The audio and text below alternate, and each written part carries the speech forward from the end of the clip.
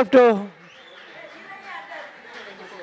24. And I'll tell you, Shivaraj played one of the top innings in the semi-finals with Santosh Kodakal, of innings to remember, when he played for Vijay Lakshmi Cricketers.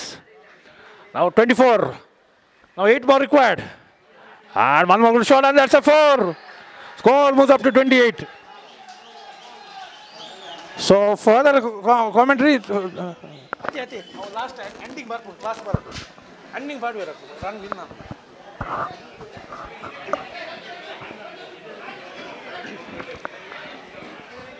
ಭರ್ಜರಿ batting ಮಾಡತಕ್ಕಂಥ ಶಿವರಾಜ್, ವಂದನೆಗಳು ನಂದನವರೇ.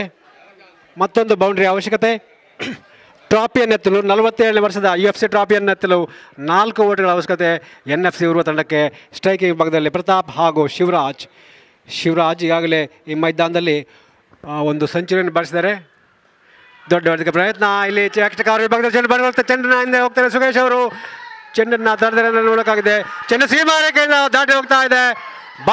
ಬೌಂಡ್ರಿಯಿಂದ ಈ ಬಾರಿ ಪ್ರತಾಪ್ ಅವರು ವಿಜಯವನ್ನು ಸಾರಿದ್ದಾರೆ. 47ನೇ ವರ್ಷದ UFC ಟ್ರಾಫಿಯ champion NFC Urwa ಮೊದಲ ಬಾರಿಗೆ ಚಾಂಪಿಯನ್ಶಿಪ್ಪನ್ನು ಅಲಂಕರಿಸಿದ್ದಾರೆ. ಅವರಿಗೆ ಕೂಡ ಅಭಿನಂದನೆಗಳು. ಮತ್ತೊಮ್ಮೆ ಫೈನಲ್ನಲ್ಲಿ ವಿಫಲಾದ ತಂಡ ಯಂಗ್ ಫ್ರೆಂಡ್ಸ್ ತಂಡ ದ್ವಿತೀಯ ಸ್ಥಾನವನ್ನು ಪಡೆದುಕೊಂಡಿದೆ. ವಿಜೇತರಿಗೆ ಅಭಿನಂದನೆಗಳು. ಮುಖ್ಯವಾಗಿ ಸೆಮಿಫೈನಲ್ನಲ್ಲಿ ಸೋಲಿನಿಂದ ಅದೊಂದು ಟರ್ನಿಂಗ್ ಪಾಯಿಂಟ್ ಅಂತ ಹೇಳ್ಬೋದು. ಕದ್ರಿ ತಂಡದ ವಿರುದ್ಧ ರಂಜಿತ್ ಹಾಗೂ ನಿತೇಶ್ ಅವರು ಬ್ಯಾಟಿಂಗ್ ಬೌಲಿಂಗ್ನಲ್ಲಿ ತಂಡವನ್ನು ಮೇಲಿದ್ದಾರೆ.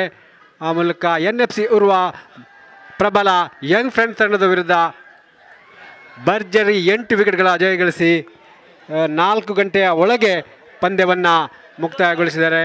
ವಿಜೇತರಿಗೆ ಮತ್ತೊಮ್ಮೆ ಅಭಿನಂದನೆಗಳು. ಆ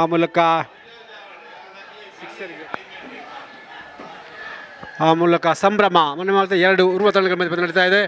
ಈಗ ಎಂತ ಪ್ರೈಸಾ ಪ್ರಶಸ್ತಿ ವಿತರಣಾ ಸಮಾರಂಭ ಸರಿಯಾಗಿ 5 ಗಂಟೆ ನಡೆಯಲಿದೆ. ಈಗ 4:00, 1 ಗಂಟೆ ಬಳಿಕ ಪ್ರಶಸ್ತಿ ವಿತರಣಾ ಸಮಾರಂಭ ನಡೆಯಲಿದೆ. ಎಲ್ಲ 2 ತಂಡಗಳ ಆಟಗಾರರ ಗಮನಕ್ಕೆ, ತಂಡದ ನಾಯಕರ ಮ್ಯಾನೇಜ್ಮೆಂಟ್ ಗಮನಕ್ಕೆ ಪ್ರಶಸ್ತಿ ವಿತರಣಾ ಸಮಾರಂಭ ಸರಿಯಾಗಿ